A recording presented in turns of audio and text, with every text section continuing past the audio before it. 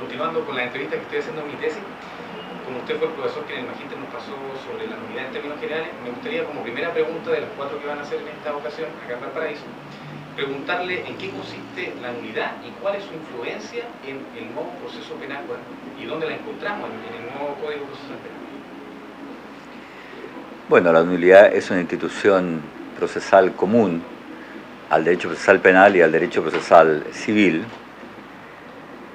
cuestión que viene confirmada por la existencia de una teoría general del proceso que permite usar instituciones no solo en los procesos penales y civiles, sino en todo otro proceso, sin necesidad que respecto de cada cual haya que dictar normas propias.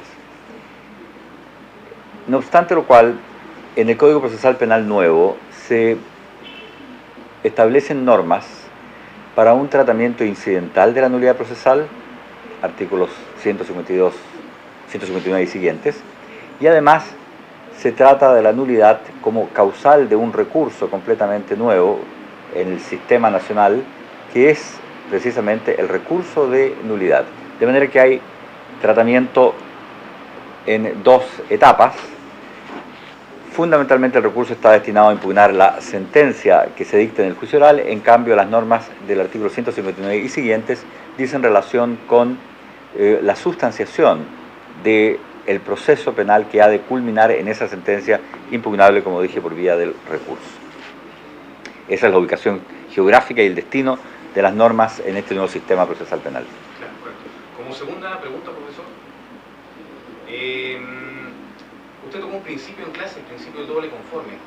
¿En qué consiste este principio y qué influencia tiene en el recurso de nulidad? Bueno, el doble conforme es un principio que puede vincularse con la nulidad, pero en definitiva se trata de un derecho otorgado a las personas sometidas a procesos penales, conforme al cual nadie puede ser condenado a cumplir efectivamente una pena en tanto la voluntad sancionatoria del Estado no se haya expresado a través de 2 órganos jurisdiccionales, siempre y cuando, claro está, el sujeto ejerza ese derecho. Consiste esto, en otros términos, en la posibilidad que tiene toda persona condenada de obtener que su condena, es decir, que la sentencia y la pena impuesta, sean revisadas por un tribunal superior. La cuestión es relevante porque impone la necesidad de que el Estado se exprese, como dije recién, a través de 2 órganos jurisdiccionales en un mismo sentido. De allí el nombre de doble conforme a la institución. No basta, pues, que un sujeto sea absuelto por el tribunal inferior y sea condenado por el superior, porque en ese evento no se produce esta doble manifestación de voluntad que exigen los tratados internacionales, que son los que dan origen a la teoría del doble conforme. ¿Y en el proceso penal oral nuevo está todo contemplado esto? En el proceso penal oral no está condenado, no está consagrado en los términos contundentes que uno quisiera. Lo que ocurre es que la norma viene establecida en los tratados internacionales.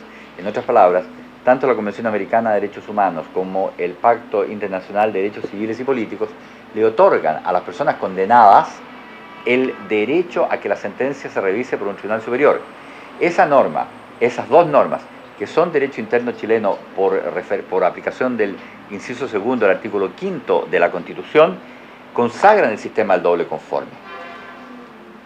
Acontece, sin embargo, que una interpretación de mayor garantía en el ámbito del doble conforme, que no está reconocida en el Código Procesal Penal, conduciría a estimar que el derecho al recurso en contra de la sentencia pronunciada en el Tribunal de Juicio Oral lo tiene el acusado y no el acusador, es decir, no el fiscal. Una aplicación intensa de este principio del doble conforme, pues, concluiría sosteniendo, como acabo de señalar, que solo tiene derecho a impugnar lo resuelto por el Tribunal de Juicio Oral el acusado condenado, y que ese mismo derecho no lo tendría el acusador o el querellante. esa es la conclusión que uno extrae de la interpretación de estas normas de los tratados internacionales, cuestión que sin embargo el código nuestro no alcanza a asumir, básicamente porque esto importa un cambio cultural para el que en Chile todavía no estamos preparados. Como tercera pregunta, profesor, el recurso de nulidad en el nuevo sistema procesal penal, en términos generales, usted lo citó que la nulidad se veía en el incidente, está contemplado dentro de este nuevo recurso.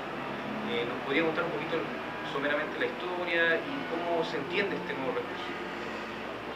Para entender la razón de ser de este nuevo recurso, es indispensable tener en cuenta que la transformación del sistema procesal penal chileno consistió fundamentalmente en otorgarle a las personas el derecho al juicio oral y público, cuestión que sin embargo no se agota en estas expresiones formales como son la oralidad y la publicidad, sino que además en la decisión de ese juicio oral y público por un tribunal colegiado. Este hecho es el determinante para el establecimiento de los recursos. En otras palabras, establecida que la decisión la va a emitir un tribunal de estas características, resulta enteramente inoficioso la necesidad de establecer un recurso de apelación.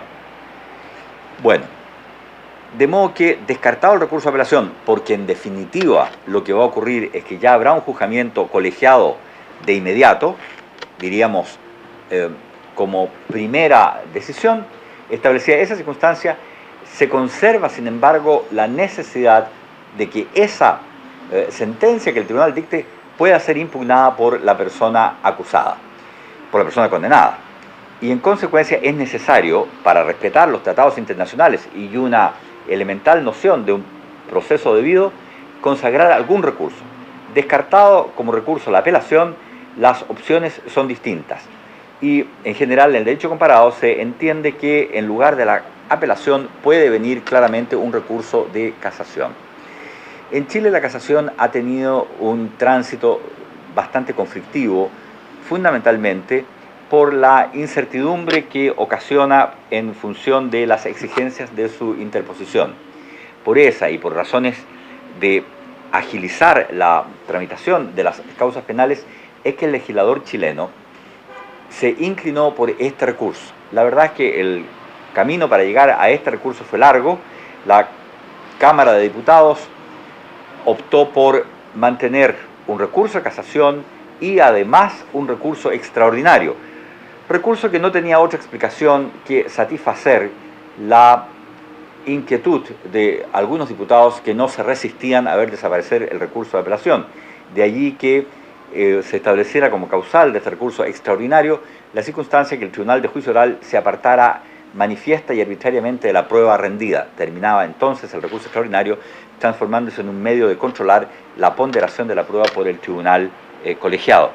La cuestión en verdad no resultaba para nada satisfactoria y es en el Senado donde se toma la decisión de eliminar este recurso extraordinario y refundir en el fondo toda impugnación, casación o recurso extraordinario en un solo recurso que se dio en llamar recurso de nulidad, para enfatizar la idea de que el juzgamiento central de mérito le corresponde al Tribunal de Juicio Oral. Ese es el llamado a emitir la decisión. Y un tribunal superior solo velará por, básicamente, por la observancia de las garantías y derechos que a las personas se otorgan en el ordenamiento, sea el de fuente nacional como aquel integrado por los tratados internacionales, para, ya digo, ejercer plenamente los derechos.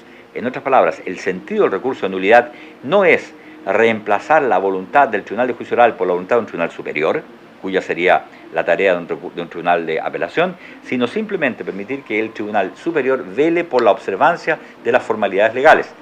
La cuestión resulta definitivamente confirmada por la circunstancia de que, podríamos decir en términos generales, en el recurso de nulidad no es posible dictar sentencia de reemplazo. Solo hay sentencia de reemplazo cuando el Tribunal Superior, advirtiendo haberse incurrido en infracciones a las formalidades y a las garantías de un proceso debido, llega al convencimiento, además, que esas infracciones han conducido a una sentencia condenatoria o más severa de lo que legalmente era procedente. De modo que se puede recapitular la idea sosteniendo que solo hay sentencia de reemplazo cuando se trata de un recurso de nulidad interpuesto en favor del condenado. Así se enfatiza, así se fortalece la idea de que el juzgamiento es el del Tribunal de Juicio Oral. Significa lo anterior, pues, que si el Ministerio Público o el querellante están en desacuerdo con lo resuelto por el Tribunal de Juicio Oral e interponen un recurso de nulidad, aun cuando su pretensión impugnadora prosperara, el Tribunal Superior, la Corte de Apelaciones o la Corte Suprema apenas se satisfaría en decretar la invalidez del juicio y la sentencia y ordenar que el juicio se repita. Vale decir, no hay sentencia de reemplazo accediendo o acogiendo un recurso de nulidad de los acusadores. Esa es básicamente la ubicación y el sentido que tiene el recurso de nulidad en el nuevo sistema procesal penal. Muy bien, profesor. Continuando con esta videoentrevista, la cuarta y última pregunta es que nos dé usted, como ha sido tan amable en este momento, una visión general del nuevo sistema en general procesal penal, acusatorio, y la diferencia fundamental o las diferencias fundamentales que tendría con el anterior sistema inquisitivo. Bueno, la discusión entre sistemas acusatorios y sistemas inquisitorios es muy antigua en el ámbito de la ciencia procesal. Pero en lo que a Chile se refiere, lo que hay que enfatizar es que después de 170, 180 años, hemos terminado por eliminar algo que resultaba intolerable, que era la suma de funciones en un solo órgano público. En otras palabras, la esencia de un sistema acusatorio radica en la separación de las funciones, de modo que un órgano del Estado investiga y acusa y otro órgano del Estado resuelve si la imputación formulada tiene o no fuerza suficiente como para que el ciudadano pueda ser condenado a la pérdida de alguno de sus derechos más importantes. Establecida esa modificación, se ha producido en Chile la gran transformación. Yo diría pues que cuando en Chile se implantó la reforma constitucional que le entregó en exclusiva la dirección de la investigación de los delitos al Ministerio Público, la tarea quedó en verdad cumplida. Y todo lo que vino de ahí en más, es decir, sistemas procedimentales distintos y todas las normas complementarias, eso viene casi a mayor abundamiento. Es cierto que la cosa se mejoró muchísimo a partir de la reforma constitucional, es decir, no solo hemos eliminado la posibilidad de que los jueces investiguen, cuestión enteramente insatisfactoria, como lo demuestran todas las estadísticas y como lo terminan demostrando dramáticos casos del acontecer social reciente, en que se ha demostrado que los jueces que con tanto ardor lucharon por mantener bajo su tutela el ámbito investigador, enfrentados a casos de alguna complejidad, terminan excusándose para justificar su fracaso en que a ellos les compete apenas dar simples órdenes de investigar porque quien realmente investiga es la policía. De modo que el cambio ha sido sustancial. Hemos entregado la investigación de los delitos a órganos estatales especializados que no tendrán otra función que dirigir tales investigaciones. Y luego a los jueces los hemos vuelto a su lugar natural, es decir, velar por los derechos de las personas, controlando que esos órganos de la investigación en su tarea no menoscaben o vulneren injustificadamente las garantías constitucionales. Vamos produciendo de esa manera un equilibrio que sin embargo solo se explica y apunta en función de la protección de los derechos de las personas, que es al final la única razón de ser de las normas jurídicas. Entonces, la cuestión pasa mucho más allá por distinguir entre un proceso acusatorio y un proceso penal inquisitivo. Pasa básicamente por establecer sistemas que sean capaces de, al propio tiempo, satisfacer la necesidad que tienen las sociedades de vivir en paz, con seguridad para todos sus componentes, pero al propio tiempo que esa paz y esa tranquilidad se obtenga y se observe sin necesidad de vulnerar las garantías constitucionales, o si es necesario vulnerarlas, que tales infracciones a las garantías se hagan siempre bajo la tutela y el cuidado de los órganos jurisdiccionales.